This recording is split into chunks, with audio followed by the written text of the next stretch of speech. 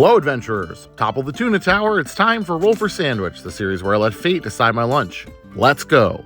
Today's episode of Roll for Sandwich is sponsored by Dietz & Watson. They've provided all the meats, cheeses, and some other goodies for today's episode. Let's see what kind of sandwich we can make with them. Let's get things started with our roll for bread. 5. Oat nut. Oat nut bread is a hearty bread made with hazelnuts and oats. It's a tasty bread and I quite enjoy it. Not a bad start to our Wednesday. Next up, let's roll for Maine. 8. Corned beef. We've got some nice traditional corned beef from Dietz & Watson. That's salt-brined beef brisket. It's salty and savory and makes a great sandwich main. We are on a roll so far. Next up, let's roll for cheese. 6. Manchego.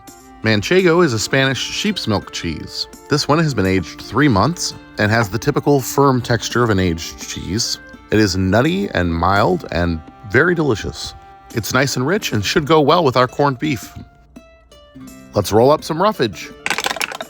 5 arugula and 9 mild peppers. Arugula should be a nice green for our sandwich. It's got a nice peppery flavor, which should contrast the cheese and the meat, as well as adding some nice texture to our sandwich. While the mild peppers will add some acid, adding some nice brightness to cut through the richness of the cheese.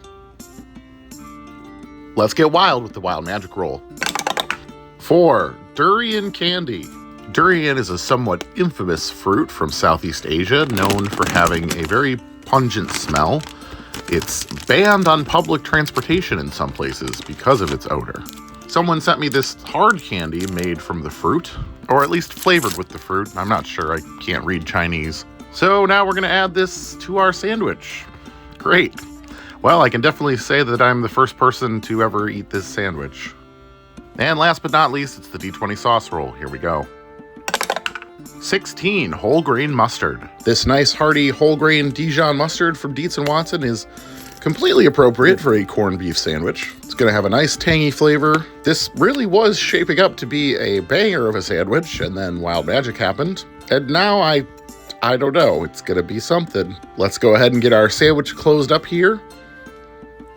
Get our toothpicks in to hold it together, and let's get it cut in half. And let's take a look at that cross-section. If you didn't know, you'd think it looked great. Well, we were on track for something truly great, but the dice had to throw a wrench in our plans. Still, maybe it's not enough to tank it. I don't know. Let's find out. Let's give it a taste. Pro tip, don't put hard candy in a sandwich. It is not easy to bite through. And in this case, once I got through the hard candy without breaking my teeth, I was welcomed by the taste. I have not been able to experience durian on its own before, but let's just say in this form, it tasted like caramel mixed with onions and cheese. It was definitely intense and not necessarily recommended. The thing about this sandwich in particular is there were only about 4 bites with that durian candy in it, and the other bites of the sandwich were great. Seriously, a well-balanced, delicious sandwich with hidden traps. This one felt particularly vindictive on the dice's part, but it did give me a mostly good sandwich experience with some really bad experiences mixed in. Truly something that could only happen on this show. A night and day difference from one bite to the next. Altogether for the experience, though, I'm going to have to give it a 2.9, and I'm going to call it the Two-Face. Here, Earl, take care of these vindictive dice. Good mimic. Thanks for hanging out with me today. I hope you have a great day, and I'll see you again next time right here on Roll for Sandwich.